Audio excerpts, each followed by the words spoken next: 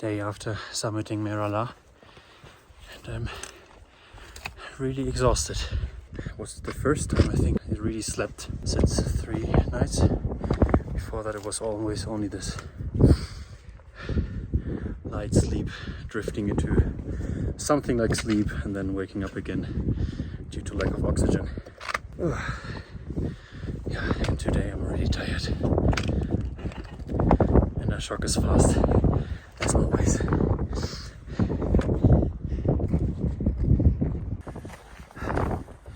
Sorry for being weak and slow today.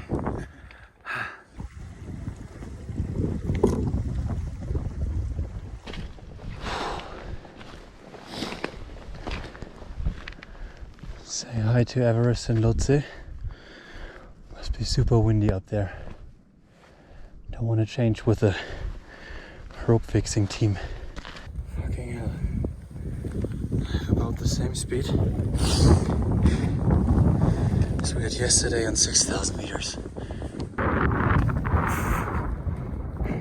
Yo, lazy bitch. Do you want to sleep the whole day, or are you here for hiking or what? Don't pretend you're tired.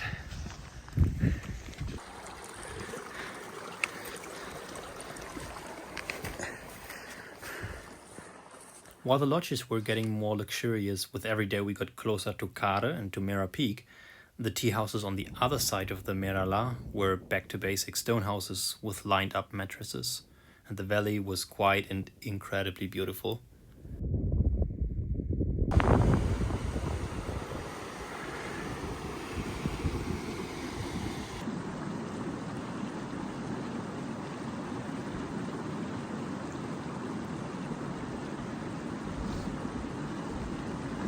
Another day, another headache.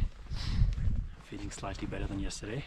I still have to realize I'm pretty weak with this heavy backpack, and I think I'm now getting the result that my ego prohibited me giving more stuff to the porter. I was already wondering at the very beginning that I was the only one in the whole trail until now, so 10 days I think, who was carrying a big bag. Weighted at the airport was 25 kilos, and I kind of struggled with the idea of having someone carrying most of my load, and now I'm struggling. Breaking news: I will not become a porter above 5,000 meters. It's out now, and these guys are completely crazy. They are the heroes here. It's insane what they carry, like loads of 40 kilos, wearing sandals, flip-flops or sneakers, running down glaciers without crampons. Absolutely insane what they are carrying, and yet they are only getting around $10 a day. I think without them, all this hiking industry, climbing industry in Nepal would not be possible. I mean, same is true of course for the Sherpa, but at least they are somewhat better paid. And after Ashok and I came down from the Mera Peak pretty fast, all the Sherpa and the guys working the high camp were super impressed, and "You're strong," and before that other Sherpas were already asking if I'm in the military, because I'm the only one carrying a heavy bag, and they should see me now, little wimp, out of breath, not able to walk. It's actually getting better now. Maybe I'm now back in the flow. Whew.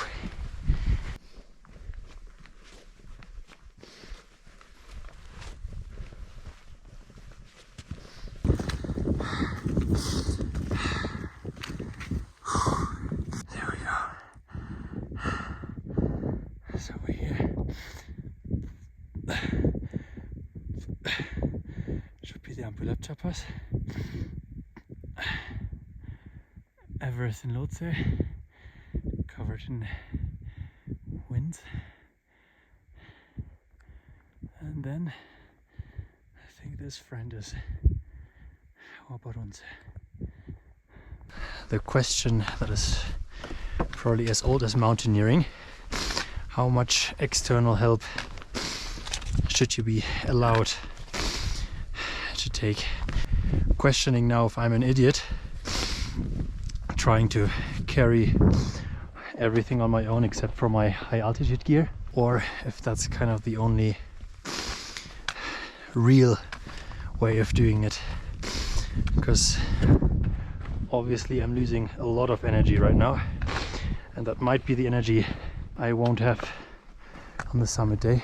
At the same time, if I only wear a water bottle and camera equipment for the entire approach, and then I switch to my perfect gear and do the summit, to what extent did I do the summit? And then it's basically coming down to this question: why are you going through the whole shit of climbing a mountain? Everyone obviously has different reasons. Sport, challenge, physical, psychological challenge, testing the limits, enjoying the nature, enjoying the struggle. And I'm questioning a lot to what extent it's me climbing the mountain, especially given that here in Nepal most somewhat technical and popular mountains have fixed ropes. And if I compare that to climbing, to sport climbing, if I'd top rope a route, I wouldn't say I'm climbing that great and that I really did it. And so here in Baruntse, Ashok will fix the ropes with some other Sherpas, and then I'm already asking myself, is it me climbing the mountain, if I can do it at all, or is it basically them and the rest of us, we're just top roping? So that's what I'm thinking a lot about with my little altitude headache and the super stunning landscape.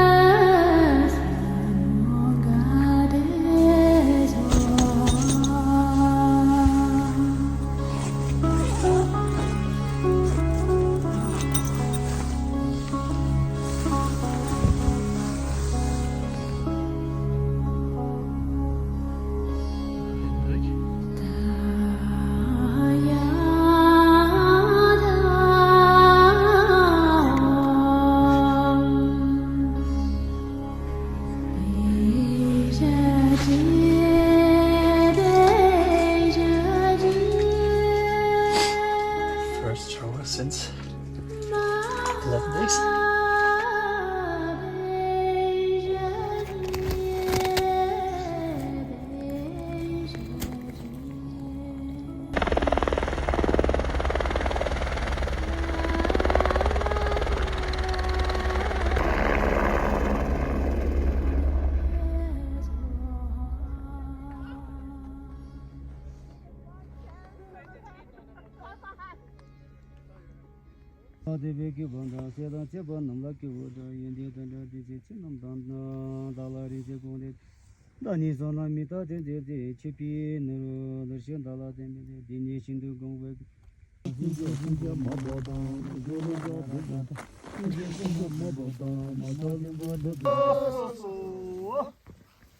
It's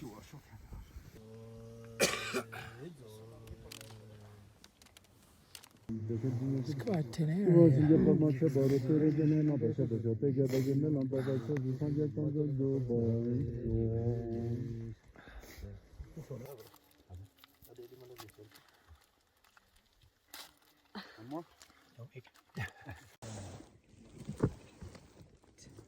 Wish you good luck for summit.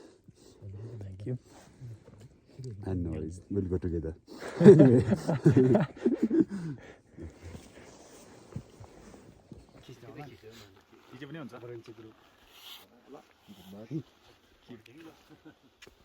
initial plan was to do some proper rotation, going from base camp to camp 1, sleep at camp 1, or go to camp 2, sleep at camp 1, go down. But now we have a bit shorter window of good weather, so we're now packing everything to go to camp 1 tomorrow, which is probably the technically most challenging part. And then the nice thing is we can then already leave many things for the high altitude up there. Then we'll go down, sleep, have a rest day, and then basically do the summit push in one go. Sleep at camp 1, sleep at camp 2, go to the summit and go down to either camp 2 or camp 1, and then the next day back to base camp.